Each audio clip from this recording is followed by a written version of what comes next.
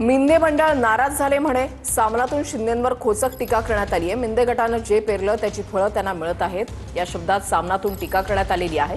मंत्रिमंडळामध्ये मिंदे गटाला चणे फुटाण्या इतकीही किंमत नाही अशी टीका सामनातून करण्यात आली आहे। काय म्हटलेलं आहे सामनामधून पाहूयात। भाजपने तुम्हाला फोडलं तेव्हा आनंदानं आणि सत्ता लोभानं स्वतःला फोडून घेतलं। भाजपवाल्यांच्या डोळ्यामध्ये जराही जात नाही, तुम्ही सत्तेमध्ये जरूर आहात, पण भाजपवाले ना तुम्हाला राजी करण्याचे कष्ट घेतात ना तुमच्या नाराजीला भीक घालतात। मिंदे गटानं जे पेरलं त्याची फळं त्यांना मिळत आहेत। महाराष्ट्राच्या मंत्रिमंडळामध्ये मिंदे गटाला चणे फुटाण्या इतकीही किंमत नाही। आम्ही नाराज आहोत बरे असं मुंबईमध्ये बोलायचं आणि दिल्लीमध्ये जाऊन अमित शहांचे चरण धुवायचे। अशा या मिंदे गटाचा म्हणे मंगळवारी नाराजीचा स्फोट झाला आणि मंत्रिमंडळाच्या बैठकीवर बहिष्कार टाकला। मुख्यमंत्री फडणवीसांच्या कॅबिनेटवर बहिष्कार टाकण्याची हिंमत या लोकांमध्ये खरंच आहे काय? मिंदे यांच्या पक्षाचे लोक भाजपवाले फोडत आहेत। मंत्रिमंडळ बैठकीनंतर मिंदेंच्या नाराज मंत्र्यांनी मुख्यमंत्र्यांची भेट घेतली आणि भाजप युती धर्म पाळत नसल्याचे बिन आवाजाचे लवंगी फटाके फोडले। अशा शब्दात सामनातून टीका करण्यात आलेली आहे। पुढे असं म्हटलं गेलंय की स्वतः मुख्यमंत्री एकीकडे महायुती अवैध आहे असं सांगतात आणि दुसरीकडे युती आघाडीचे निर्णय स्थानिक पातळीवर होतील असा भेद करतात।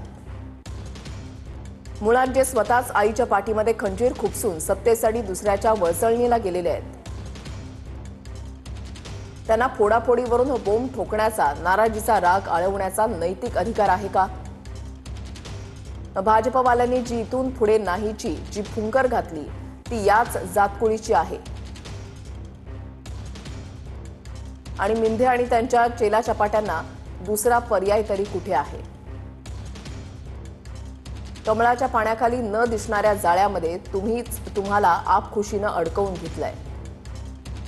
अशा शब्दात सामनातून टीका करण्यात आलेली आहे। मिंदे मंडळ नाराज झाले म्हणे या शब्दात, या मथळ्याखाली सामनातून टीका करण्यात आलेली आहे।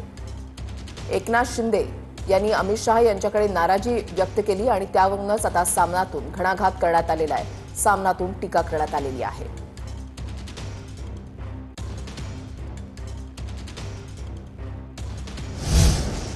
मित्र पक्षातील संभाव्य पक्षप्रवेश थांबवा शिंदेंचे आदेश असल्याची सूत्रांची माहिती आहे। माहितीमध्ये वितुष्ट येईल असं काम करू नका असे आदेश शिंदेंचे असल्याची सूत्रांची माहिती आहे। शहांच्या भेटीनंतर शिंदेंचे मंत्री आणि पदाधिकाऱ्यांना हे आदेश देण्यात आलेले आहेत।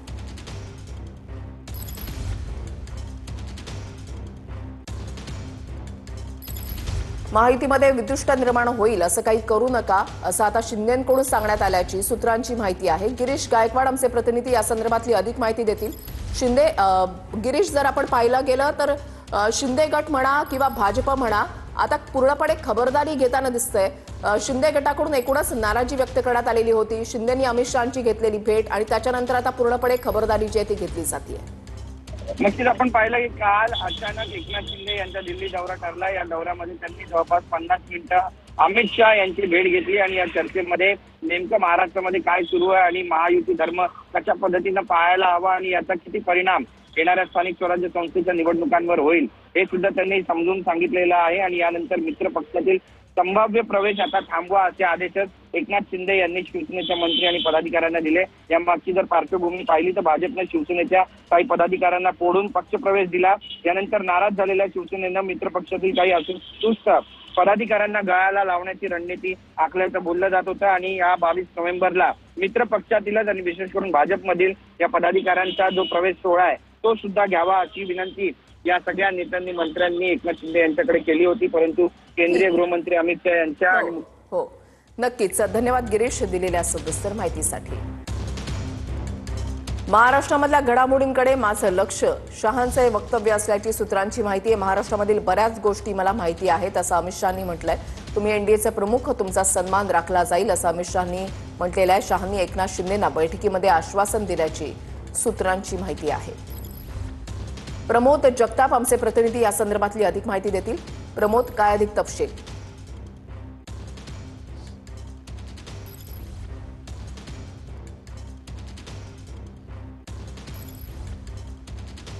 अमित शहांकडून एकनाथ शिंदेना बैठकीमध्ये आश्वासन देण्यात आलेलं आहे की तुम्ही एनडीएचे प्रमुख आहात, तुमचा मान सन्मान राखला जाईल असं अमित शहा यांच्याकडून एकनाथ शिंदेना सांगण्यात आलेलं आहे। प्रमोद, काय अधिक तपशील मिळत आहेत? 50 मिनिटं चर्चा झाली दोघांमध्ये।